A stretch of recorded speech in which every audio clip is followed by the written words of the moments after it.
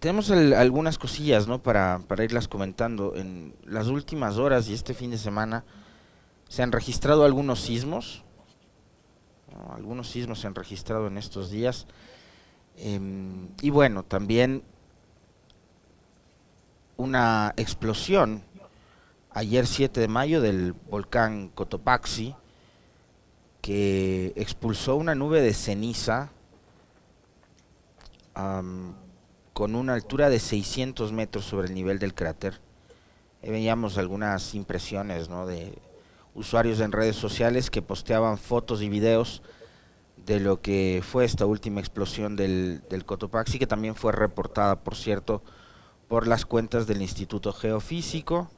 Esto ocurrió ayer a las 6 horas con 16 minutos, una emisión con carga moderada de ceniza, ¿no?, 600 metros sobre el nivel del cráter. Eso era lo que informaba el Instituto Geofísico, que también en horas de la tarde volvió nuevamente a publicar sobre la actividad del volcán, emisión de gases y ceniza.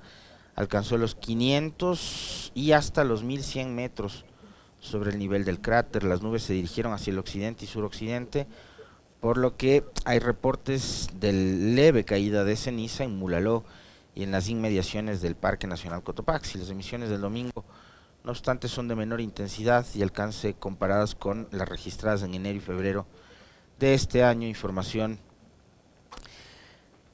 del Instituto Geofísico. Sobre este tema, y creo que es tarea fundamental, no únicamente de las autoridades, sino también de los medios de comunicación y de nosotros como periodistas, insistir en las medidas de prevención y en las precauciones que debemos ir tomando para prepararnos eh, en caso de una eventual erupción de un volcán tan peligroso como maravilloso, como lo es el Cotopaxi, ¿no? Es un volcán lindísimo, un nevado eh, con un cono casi perfecto, el del Cotopaxi, pero que al mismo tiempo representa un peligro que está ahí, que es un peligro con el cual debemos aprender a convivir, pero aprender a convivir nos toma también tiempo para prepararnos. Y sobre esto, por ejemplo, hay que nuevamente recordar lo necesario que es, digamos, contar con un kit de lo más básico, elemental, sobre todo, digamos, en el caso de los niños, de las niñas, los adolescentes que, o los jóvenes que están yendo a la escuela, al colegio, a la universidad, para que lo lleven permanentemente en sus mochilas o como parte de sus implementos del día a día, ¿no?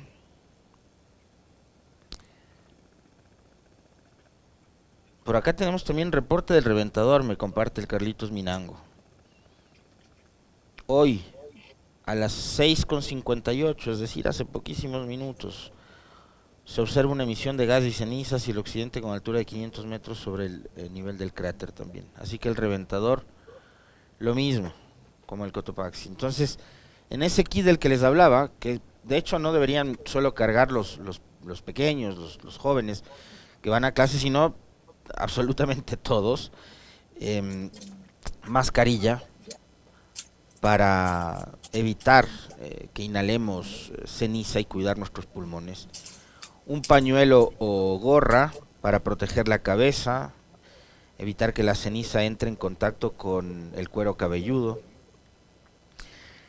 utilizar ropa que sea de manga larga para proteger la piel y que no esté expuesta a la ceniza, evidentemente también la utilización de guantes para cuidar las manos, zapatos cerrados que impidan que la ceniza entre en contacto con los pies y así por el estilo, ¿no? Y de ahí, digamos, lo demás, eh, cubrir los alimentos y el agua que vamos a consumir o que vamos a utilizar para, por ejemplo, lavar los alimentos, y sellar o cubrir las coberturas de puertas y ventanas para evitar que la ceniza entre a casa y no limpiar la ceniza con mangueras, ¿no? Eso es fundamental, no manguerear los patios, las aceras o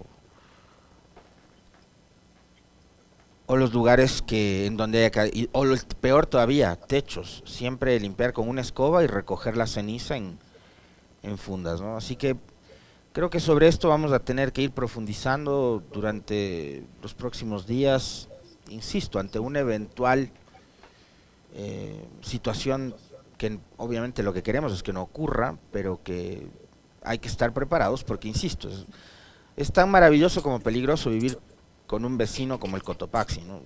Cada mañana, una mañana de verano, ver en el paisaje nevados como el Cayambe, los Ilinizos o el Antizana o el Cotopaxi es siempre precioso, ¿no? Tener un entorno y un paisaje como el que tiene Quito en este caso, o nuestro país en general, resulta lindísimo, pero también hay que saber cuidarnos. Bien, este fin de semana no ocurrieron explosiones únicamente en el Cotopaxi, sino también en la Asamblea, concretamente en la Comisión de Fiscalización, que sigue llevando, o llevaba adelante el trámite de este intento de juicio político en contra del presidente. ¿Qué ocurrió el sábado? Que con 4 votos a favor y 5 en contra, la Comisión de Fiscalización no dio paso a la aprobación del informe borrador que recomendaba que no se lleve a cabo el juicio político al presidente Lasso. Y después lo que sucedió es que una vez que se votó este informe, que el informe no tuvo los votos necesarios, el presidente de la Comisión de Fiscalización, que ustedes conocen muy bien quién es, Fernando Villavicencio, clausuró el encuentro. ¿Cómo está conformada esta comisión? Villavicencio, afín al gobierno, es del presidente. Ana Belén Cordero, de las filas de Creo, completamente afín al gobierno, esposa del ex secretario jurídico del gobierno, Fabián Pozo, es la vicepresidenta. Y tenemos 2 más que son afines al gobierno, el señor Pedro Ramiro Velasco y Marco Troya, ex prefecto de Los Ríos, que es un político además con una participación en política súper sinuosa, ¿no? Fue correísta cuando a criterio de él tenía que ser correísta. Fue morenista cuando tenía que ser morenista y hoy es lacista. Es un político digno de nuestra idiosincrasia, Marco Troya, de la provincia de Los Ríos. Y por otro lado están de las filas de la Revolución Ciudadana o de UNES, Comps Córdoba, María Gabriela Molina y Roberto Cuero. El independiente Bruno Segovia, que estuvo con nosotros acá compartiendo una entrevista la semana pasada, y el socialcristiano Pablo Bolívar Muentes. Entonces, claro, Villavicencio, Cordero, Troya y Velasco fueron los 4 votos a favor de la aprobación de un informe que beneficiaba la tesis del gobierno, y los otros 5 se opusieron. Después de más de 4 horas de haber iniciado la lectura del informe, alrededor de las 16:30, este informe que recomendaba al Pleno de la Asamblea no llevar adelante el juicio político no fue aprobado. La moción, como les decíamos, apenas logró 4 votos a favor y 5 en contra. De inmediato Villavicencio, como les decíamos, clausuró la sesión.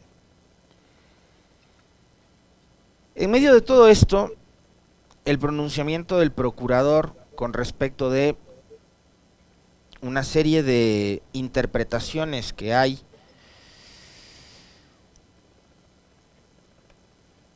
como suele ocurrir en estos casos, de si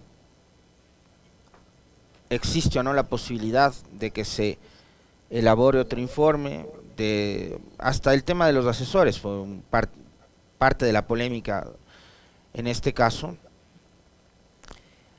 Y sí, digamos, coincido con el hecho de quienes manifiestan que a la larga o al final quienes terminan haciendo o cumpliendo la función de redactar los informes, y esto no ocurre únicamente en fiscalización, sino en todas las demás comisiones, quienes redactan los informes son los equipos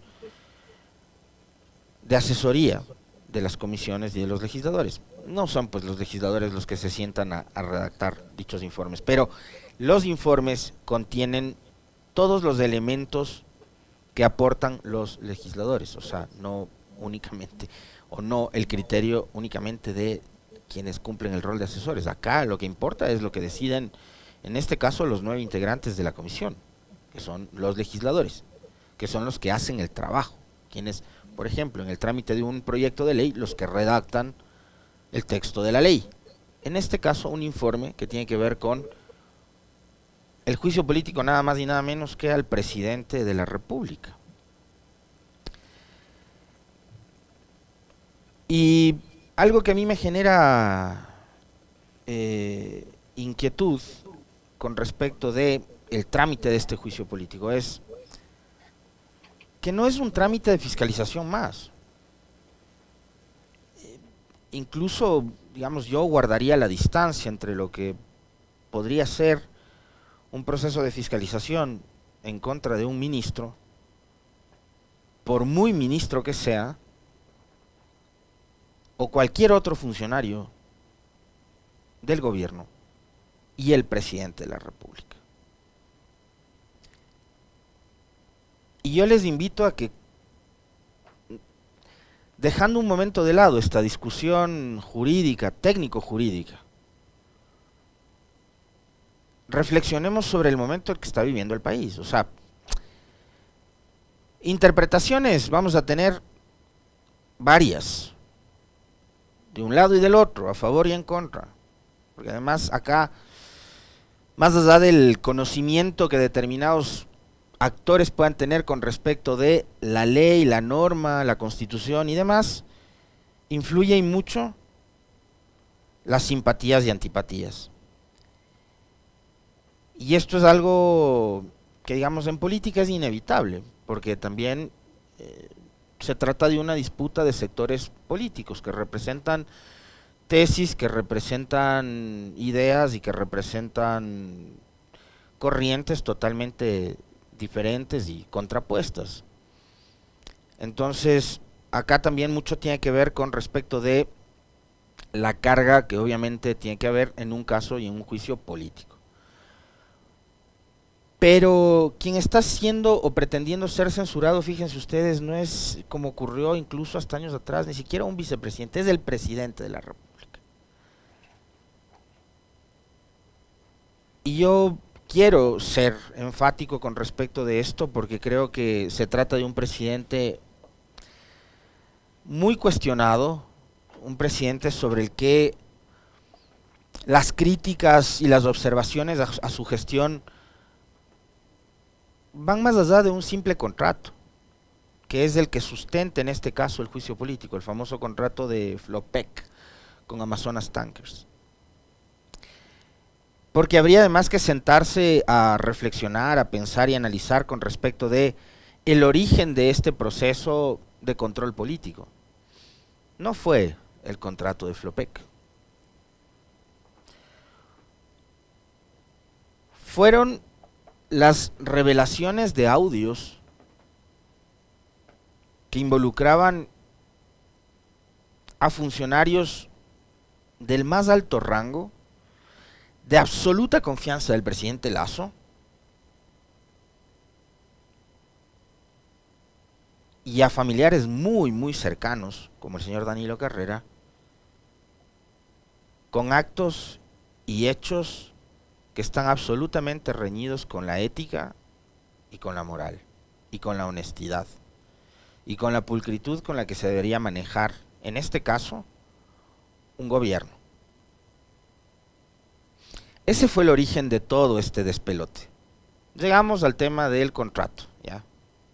Que había que ser como muy específicos, como muy detallistas en el tema y bueno, finalmente la Corte Constitucional fijó que peculado por el caso Flopec, porque además la Constitución, en el caso específico también de la Presidencia de la República, delimita y especifica muchísimo más las causales para enjuiciar a un presidente. Y no deja tan abierta la puerta como en el caso de un ministro, por ejemplo, que es el incumplimiento de funciones. Porque si fuese por incumplimiento de funciones, el señor Lasso tenía que haber sido censurado, destituido y sancionado hace muchísimo tiempo atrás. Porque dejando de lado el tema de la vacunación, y me refiero a la vacunación del COVID, no a la vacunación de los lobos y los tiguerones en los negocios del país, que es la vacunación que está de moda. Dejando de lado el tema de la vacunación del COVID, son en realidad pocos los resultados que puede exhibir de su gestión el presidente Lasso, además de esa cantaleta de poner en orden la economía y una serie de cosas más, ¿no? Que contrarresta con la realidad y en el día a día, lo que pasa en las calles, cuando problemas tan graves como el desempleo no se resuelven. Y así por el estilo. Una serie más de ofrecimientos que hiciera el presidente Lasso cuando candidato y que no se han cumplido. ¿Qué es lo que va a pasar ahora? El día de mañana, a las 10:45, martes 9 de mayo, el Pleno de la Asamblea Nacional ha sido convocado por el presidente Virgilio Saquicela para conocer el informe de la Comisión de Fiscalización sobre el juicio político al presidente Guillermo Lasso, el mismo que no fue aprobado. Esta es una nota de nuestro portal Radio Pichincha. En la sesión se tiene previsto aplicar el artículo 142 de la Ley Orgánica de la Función Legislativa, que determina que si en las comisiones especializadas permanentes y ocasionales no se alcanza la votación requerida en el trámite de proyectos de ley y procedimientos de fiscalización, fenecido el plazo de ley, estos pasarán al conocimiento del Pleno de la Asamblea Nacional. Este artículo, el 142, como todos los artículos de nuestra Constitución y de cualquier ley posible, más todavía cuando se trata de un tema político, ya tiene interpretaciones. ¿No es cierto? Entonces, acá dice que si en las comisiones especializadas permanentes y ocasionales no se alcanza la votación requerida en el trámite de proyectos de ley y procedimientos de fiscalización, fenecido el plazo de ley, estos pasarán a conocimiento del Pleno de las... Ya, entonces los expertos en interpretar las leyes dicen, aquí no dice específicamente juicio político al presidente, dice procedimientos de fiscalización, pero no dice juicio político al presidente. Entonces, como no dice específicamente juicio político al presidente, cabe la interpretación de que existe un vacío y de que no se puede aplicar el 142. Pero habla de procedimientos de fiscalización.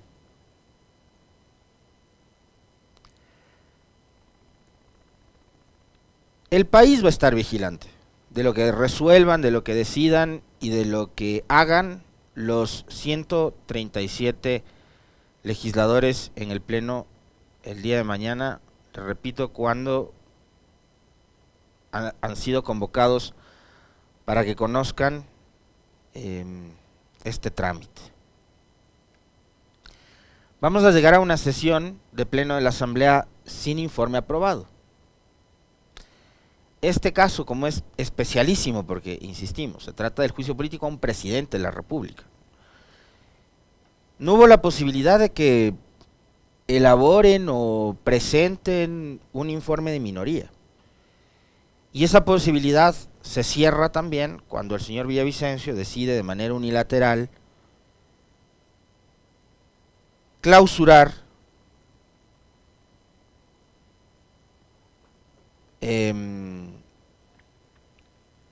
la sesión de la Comisión de Fiscalización. Y no hubo la posibilidad de que ningún otro asambleísta, de los 5 que se oponían a la aprobación del informe, mocione algo más, una salida a este conflicto o a este entuerto que se ha generado a partir de que no se aprobó un informe. Y sí, coincido con quien dice que el juicio político es la vitrina para identificar a los asambleístas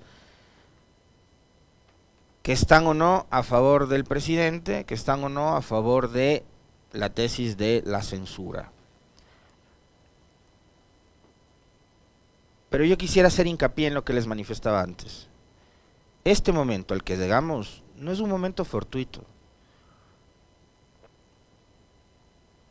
Yo estoy seguro que no se pretende censurar a Guillermo Lasso únicamente porque nos cae mal, porque no es de nuestro agrado, porque no es de nuestro gusto el presidente. O sea, yo estoy seguro que los legisladores que están promoviendo la censura y el juicio político en contra de Lasso no están pensando en sacarlo del poder para satisfacer su ego o para darse el gusto de haber bajado a un presidente del poder. Es que detrás hay muchas cosas. Hay la profundización de una crisis de inseguridad que el año anterior nos dejó 5.000 muertes violentas. Hay una desatención permanente del sistema público de salud, de la educación, del sistema vial. Fíjense que recién ayer el ministro de Obras Públicas, a propósito del tema de la vialidad en Pichincha,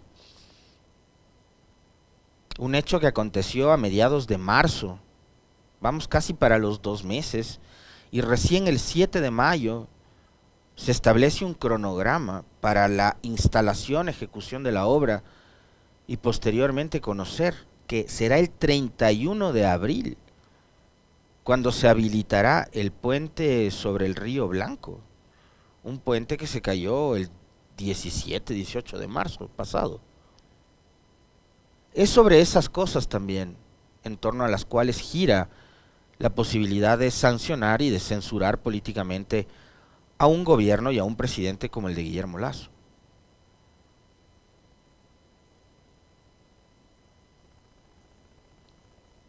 Han dicho entre ellos personajes como Villavicencio que su accionar, que sus ejecutorias se han llevado adelante para defender la democracia. Yo permanentemente les hago esta reflexión. La democracia no es únicamente la elección de un presidente. Porque si vamos a eso, habría que respetar también a los 137 legisladores que gente como Villavicencio la cuestiona permanentemente, siendo parte él de esa institución. Y vemos que hay un ataque y una intención de generar un encuadre para desprestigiar y deslegitimar de forma permanente el trabajo de la Asamblea. Pero la Asamblea también fue elegida democráticamente. Las voces que hoy defienden la democracia eran las mismas voces que empujaban la destitución de Yunda como alcalde de Quito, quien fue elegido democráticamente. Entonces, la democracia es más que una simple elección. Ser demócrata es ser respetuoso de las instituciones, y más todavía de una institución para la cual trabajo, como la Asamblea, en el caso de Villavicencio, que se la pasa todo el tiempo insultando a los legisladores, ¿no? Y bueno, no solo a los legisladores, ahora se la ha tomado también con los trabajadores de la construcción. Él insulta a todo el mundo, pero denosta el trabajo de la institución a la cual él hoy se debe. Si no le gustaba la asamblea o el trabajo del asambleísta, ¿para qué se metió de candidato? Él que dice que es un periodista que tiene tantísima experiencia, debe haber conocido muy bien que históricamente los parlamentos y los legisladores siempre están observados, están en la mira pública, que no es que son pues reinas de belleza que gozan de mucha popularidad. Era que se quede nomás como periodista de investigación. Pero la democracia es más que eso. La democracia es defender, por ejemplo, la libertad de expresión. No defenderla, en el caso de él, respetarla. Y no insultar a las personas que opinan diferente a lo que él opina. Que eso es a lo que se ha dedicado. A permanentemente atacar o insultar a todos quienes son sus detractores.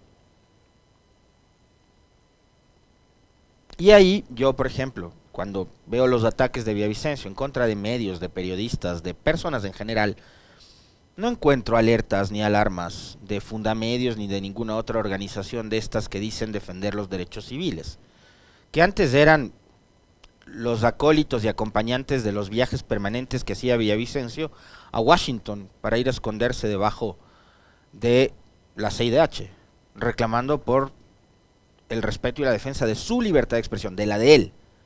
¿Y qué pasa con la libertad de expresión del resto de ciudadanos o con los derechos civiles del resto de ciudadanos que no tienen ni guardaespaldas ni inmunidad parlamentaria como él ahora